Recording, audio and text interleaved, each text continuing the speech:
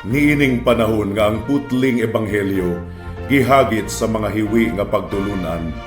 Kinahanglang mo barog ang mga tinunan ni Kristo sa pagpakigbisog sa paglaban sa pagtuo nga makausa ug alang sa tanang panahong gihatag sa Dios ngadto sa iyang katawhan. Mao'y hinungdan nga namugna kining tulumanon ang putling ebanghelyo. 30 minutos nga pagsabwag sa tinuod nga ebanghelyo kauban ni Pastor Jeremias hangad ang putling ebanghelyo. Ang putling ebanghelyo. Ang putling ebanghelyo.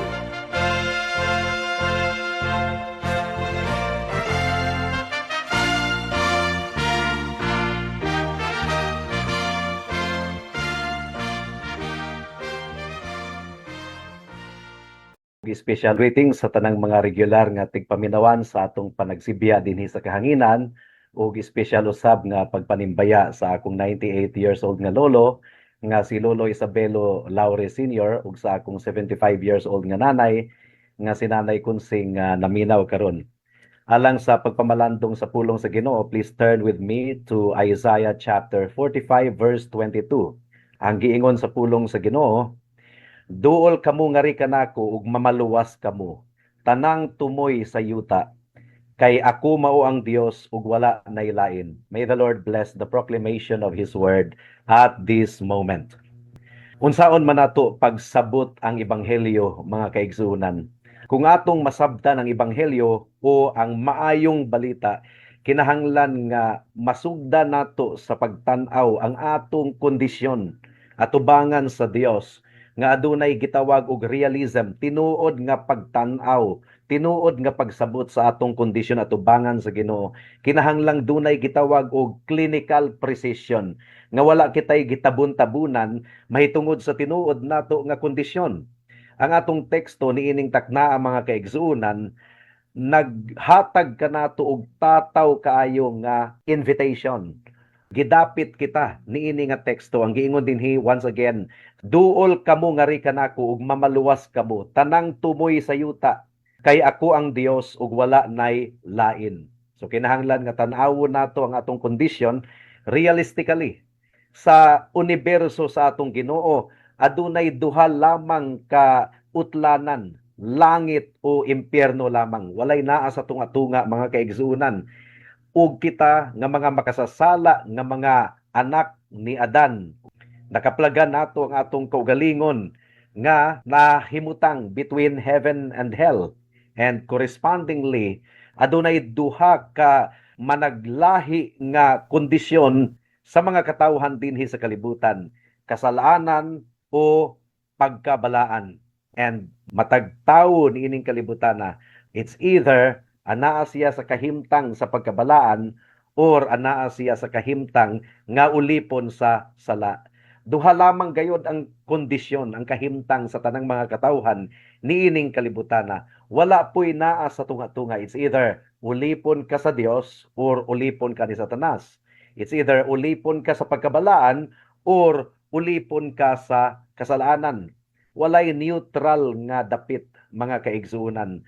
Ang pagkabalaan mao lamang kini ang preparation alang sa langit ug alang sa usa ka makasasala nga makasulod sa langit, dili gayud siya magmalipayon didto. Gumikan kay ang langit wala may mga kahilayan, dili siya magmalipayon. So there is no neutral territory. Ang pagkabalaan didto sa langit murag torture kana alang kaniya higala dinhi gani sa kalibutan. Kung adunay Bible study, kung adunay pagdayeg sa Ginoo, dili gayud mahimutang ang tawo nga anad kayo sa pagkinabuhi sa kasalanan. Dili siya ganahan. So kung adunay makasasala nga makasulod sa langit, di gyud siya ganahan didto. Magsakit gayud ang iyang dughan, ang iyang kasing-kasing. And conversely, ang sala mao ang nagpa-qualify ngadto sa impyerno. Ug ang giluwas sa atong Dios, ang balaan dili gayud makakaplag og paghupay didto sa impyerno. Pero adunay realidad sa tanang mga katawhan dinhi sa kalibutan. Mao kini ang atong problema. By nature, kitang tanan makasasala, mga kaigsunan. By nature, disqualified gayud kita nga makasulod sa presensya sa balaan nga Dios. alang kini sa tanang mga katawhan nga ulipon sa sala, ikaw ug ako kining pagdapit sa Ginoo mga kaigsunan, gihatag kini niya alang sa mga makasasala nga susama nimo ug susama kanako. So, kung nabati nimo ang imong pagkamakasasala, kung nakit-an nimo ang kabug-aton sa imong sala, maayo kining balita, kining pagdapit sa Ginoo alang kanimo ug alang kanako higala. Mao nga atong seryosohon ang pagsabot ni ining atong teksto nga atong pamalandungan ni ining taknaa. Nga adunay kasing-kasing usab nga nagpangurog, apan adunay paglaom sa atong kasing-kasing ug adunay pagpangaliya nga ang Dios magpanglihok sa matag usa kanato ug mutawag kita kang Kristo ingon nga atong Dios ug manluluwas ug iya kitang pagaluwason. Adunay upat ka bahin ang atong pagpamalandong niining takna. Una, ang realidad sa tanang mga gidapit sa Dios niining atong teksto. Remember, doon na siya invitation, look to me and live. Ikaduha nga punto, simple lang ang gipabuhat sa Ginoo kanato nga kita mututok kaniya ug musalig kaniya. Ikatulo, kinsa man ang gidapit sa Ginoo, do na bay exempted. Ikaupat, nganong tumanon man sa Dios ang iyang gisaad, gumikan kay siya Dios ug dili siya bakakon. So, niining upat ka punto nga atong pamalandungan, hinaot nga ang balaang espiritu magpanglihok sa atong kasing-kasing ug hunahuna niining takna aron masabtan nato ang iyang pulong. Mudangat na kita sa unang punto, mga kaigsuunan. Kinahanglang ipangutana nato sa atong kaugalingon, unsa man kining kaluwasan nga gihisgutan ni propeta Isaiah. Ang atong teksto nagaingon duol kamo ngari kanako ug mamaluwas kamo. Naghisgot si propeta Isaiah ug kaluwasan. So ang pangutana, unsa man kini nga kaluwasan? Ang moderno nga kalibutan, giusab nila ang kahulugan niining pulong nga kaluwasan. Gipakagamay nila kini nga pulong. Ang mga tawo kung madunggan nila ang pulong nga kaluwasan, ang naa sa ilang hunahuna, kaluwasan gikan sa political instability, kaluwasan gikan sa kalisod dinhi sa kalibutan, kalisod sa pangwarta, or kaluwasan gikan sa tumang kagulaanan. Apan ang balaang espiritu mga kaigsuunan naghisgot mahitungod sa pinakadako nga problema sa tanang mga katawhan dinhi sa kalibutan. Ang pinakaultimo nga problema, ang kaluwasan sa kalag sa tawo. Ug kini nga kaluwasan dunay tulo ka anggulo nga kinahanglan natong tan-awon.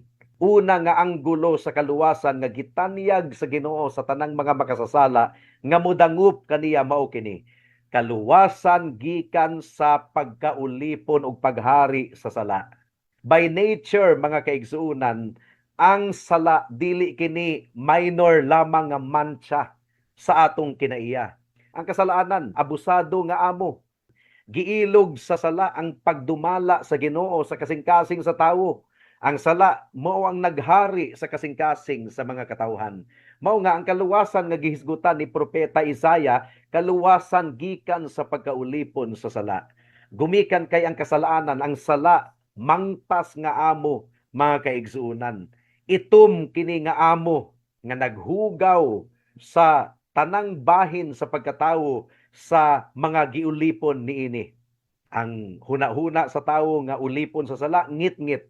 Dili niya makita ang himaya sa Ginoo, dili niya makita ang kamatuoran. Ang konsensya sa tawo nga giulipon sa sala nahimong gahi, nahimong kublan, ug ang pagbati sa usa ka tawo nga ulipon sa sala, karnal, unod-non nga pagbati o gihigugma sa tawo ang mga butang nga gidumtan sa Ginoo. Ang sala, ang kahilayan, ang mga butang nga gidumtan sa atong balaan nga Dios. Ug ang kabubuton sa tawo nga giulipon sa sala, mitipas, perverted into open rebellion.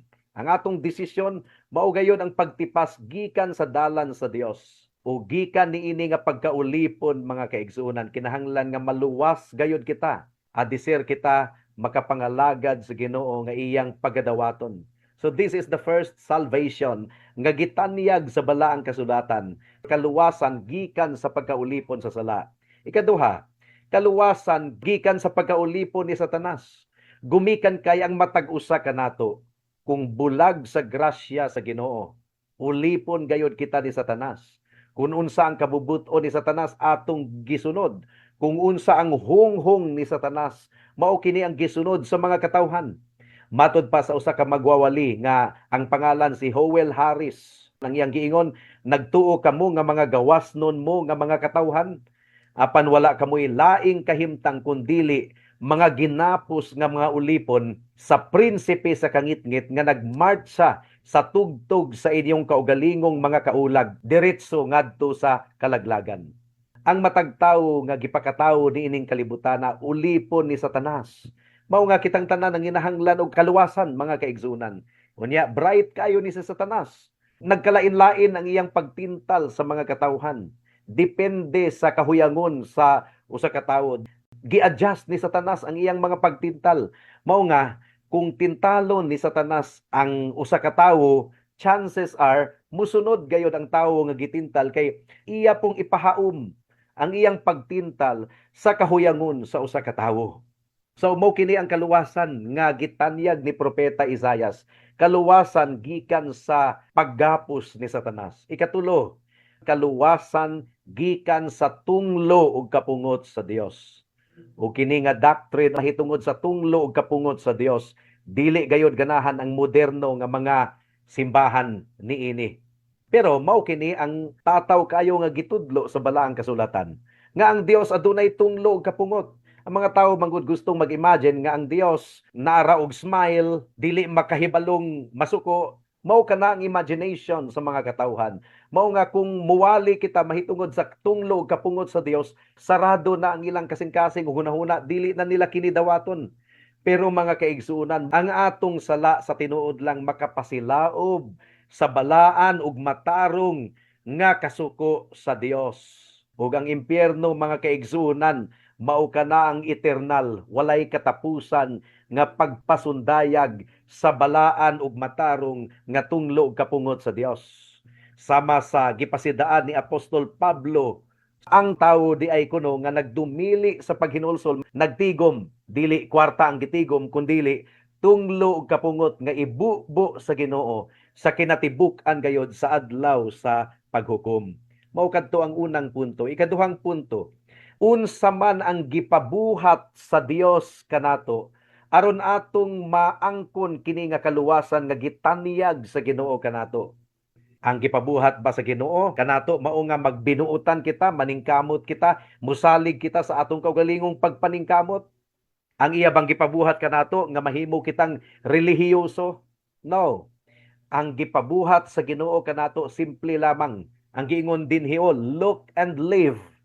Tanaw kamo kanako, tutok kamo kanako, salig kamo kanako, ug kamo mamaluwas, ug kamo mabuhi. Kini nga direction mga kaigsunan, kung atong itutok ang atong pagtanaw kaniya, ang buot ipasabot, dili na kita mututok pa sa ubang mga butang. Atong talikdan ang ubang mga butang.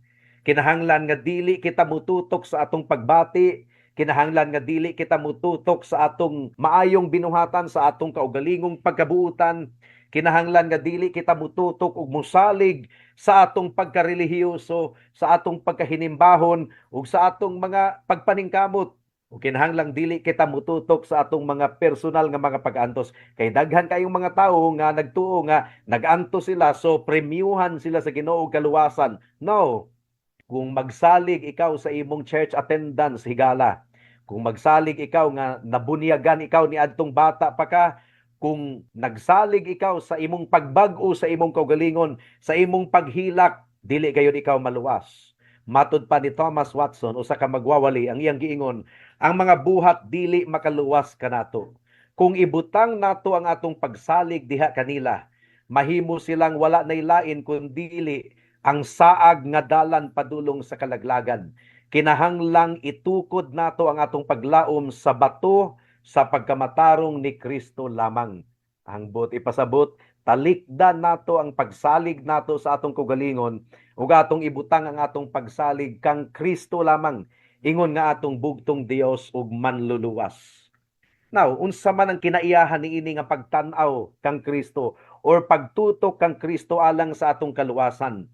Ang buot ipasabot niini, kinahanglan gayud nga intentional ang atong pagtutok kang Kristo sama sa pagtutok sa usa ka makalilimos nga gatan-aw gayud siya sa usa ka tawo nga muhatag na kaniya og limos. Nag-expect gayud siya nga makadawat og limos gikan sa usa ka tawo nga manggihinatagon. Ang buti pasabot niini, mutan-aw kita kang Kristo nga adunay pagtuo ug pagsalig, absolutely believing that He will be as good as His word. Nagtuo gayud kita nga si Kristo dili bakakon ug iyang tumanon gayud ang iyang saad ug iyang tumanon ang iyang pulong.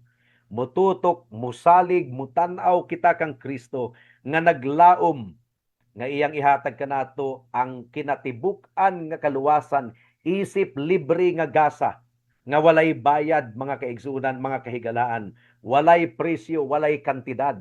Gumikan kay ang kantidad niini ang balaang dugo ni Kristo nga siya ang nagbayad, iyang giula didto sa cross sa Kalbaryo. Well, adunay ilustrasyon gikan sa kasaysayan sa nasod sa Israel. Didto sa kamingawan ni adtong migawas sila gikan sa Ehipto padulong sa yuta nga gisaad. Naka-record kini sa Book of Numbers sa Bible mga kaigsunan. Ang nasod sa Israel mi rebelde sa Dios, mao nga gisilutan sila sa Ginoo, gipadadaan sila og mga halas, mga bitin nga lala kayo sa nga tanan. Ug daghang napaakan niini, nangamatay libo-libo ka mga Israelites ang nangamatay gumikan kay lala kaayo ang bitin, ang mga halas. Wala sila giingnan sa Ginoo nga mag-imbento sila og tambal sa lala sa halas. No. Wala miingon ang Ginoo nga ilang trapuhan ang ilang mga samad or ilang dukdukan og dahon, ilang tambalan or mutan-aw sila sa mga pag-anto sa uban. Dili kana mao ang giingon sa Ginoo. Ang gisugo sa Ginoo pinaagi kang Moses, nga si Moses mubayaw og halas nga bronse ug ang tanang mga napaakan sa bitin, mga rebelde nga mga katawhan sa Israel, bisan pagkamatyo na siya, kung mututok lamang siya sa bronse nga halas, ang giingon sa Ginoo pinaagi kang Moses, ang matag usa nga napaakan kung mututok siya niini, mabuhi gayod. So bisan pa og kamatyo na siya, luya na kaayo siya kung mututok siya sa bronse nga halas nga gibayaw ni Moses, sumala sa sugo sa Ginoo, dili siya mamatay, mabuhi siya. Ug gipasabot kini ni Kristo sa John chapter 3 nga katong bronse nga halas anino lamang kadto kang Kristo nga gibayaw didto sa cross sa Kalbaryo. Ang matag makasasala nga mututok kang Kristo, maluwas gayod. Ang matag makasasala nga musalig kang Kristo lamang, mututok lamang kaniya, maluwas gayod.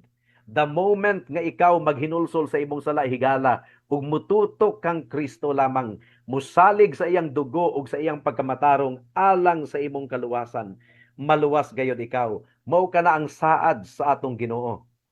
Ikatulo nga punto, si kinsa ang giimbitahan sa Ginoo pinaagi kang propeta Isayas nga mututok kaniya. Ang giingon dinhi tibuok kalibutan, bisan pa ang kinatumyan sa kalibutan. Ang buti pasabot kini nga invitation alang kini sa tanan, mao gani nga gimantala nato kini dinhi sa kahanginan. Niadto nga atong Ginoong Hesukristo gibayaw didto sa cross sa Kalbaryo. Ang panalangin nagsugod nga nadawat sa mga Hudiyo, pero dili kini taman sa mga Hudiyo lamang. Ang atong teksto nag-ingon nga moabot kini bisan pa sa kinatumyan sa kalibutan. East, west, north, and south. Pila na kasiglo ang milabay mga kaigsunan hangtod niining taknaa. Kini nga kaluwasan available kini sa tanang mga katawhan sa kalibutan nga maghinulsol sa ilang mga sala ug mudangop ug musalig kang Kristo lamang. Ingon nga bugtong Dios ug manluluwas. Apil ikaw niini higala. Apil ako, kitang tanan giimbitahan sa Dios nga mutan-aw kaniya, mututok kaniya.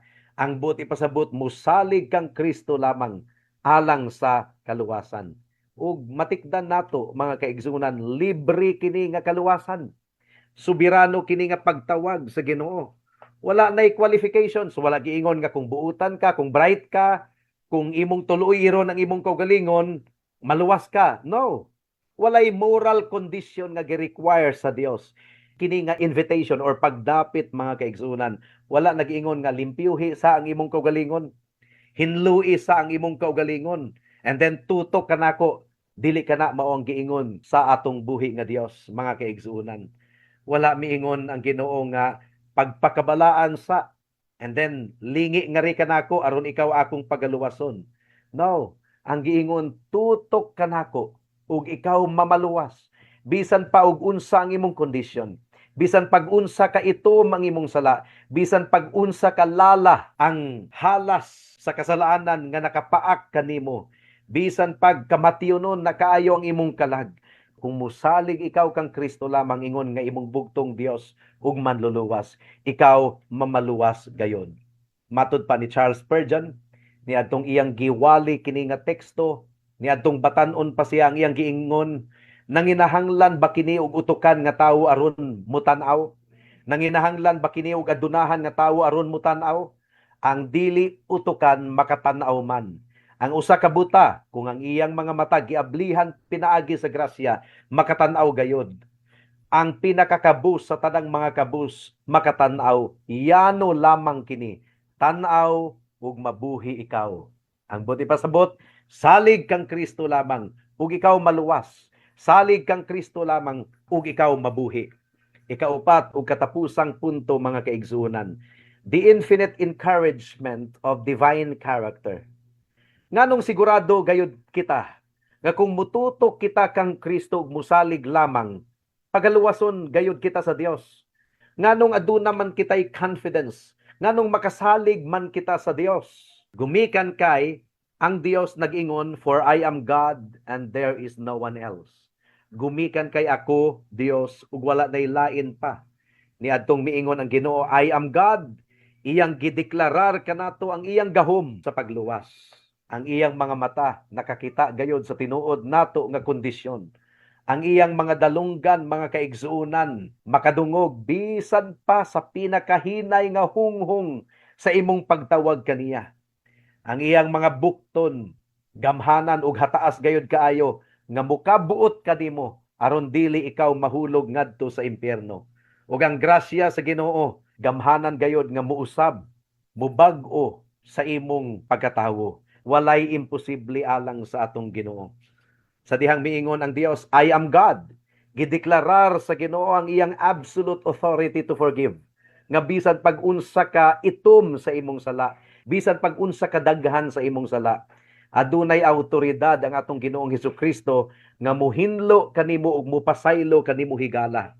Sa tinuod lang, giinsulto nimo ang dili masukod nga hustisya sa Dios. Busa ang Ginoo mao ang atong gipasuko gayud og duro, pero ang Ginoo mauusab ang maghuhukom. He is the supreme judge of all the earth. Pero gumikan sa grasya ug kaluoy sa Ginoo, nagtanyag siya sa libre nga gasa sa kaluwasan. Nagtanyag siya sa libre nga kapasayloan mga kaigsuunan. Kung ikaw mutawag kaniya, bisan pa og unsa ka itom sa imong sala, kung ikaw mututok kaniya ug musalig kaniya, ang iyang gipamulong mao nga bisan pa og unsa ka itom sa imong sala, andam kini nga papution sa Ginoo sama sa balahibo sa karnero, sama sa niebe. Ug dugang pa mga kaigsunan, niadtong giingon sa Dios, I am God. Sincero ang Dios, dili siya bakakon. Wala siya nagulog-ulog kanato. Siya ang Dios sa kamatuoran, dili siya mamakak. The pillars of heaven and earth will pass away. Mulabay man ang langit ug ang yuta, pero ang pulong sa Ginoo magpabiling tinuod hangtod sa kahangturan. Can you not believe when your Creator speaks? Dudahan ba nimo ang Dios kung siya mamulong? Dili ba ikaw musunod kung ang imong soberano nga Dios mag-awhag kanimo nga muduol kaniya, mudangop kaniya sa tumang pagpaubos? And remember, ang giingon sa atong teksto, there is none else. Wala nay laing Dios, gawas lamang sa atong Ginoo. Kung dili ikaw mututok kaniya, kung dili ikaw musalig kaniya, asa man ka kapadulong. Kinsa man ang imong saligan. Wala nay lain pang manluluwas.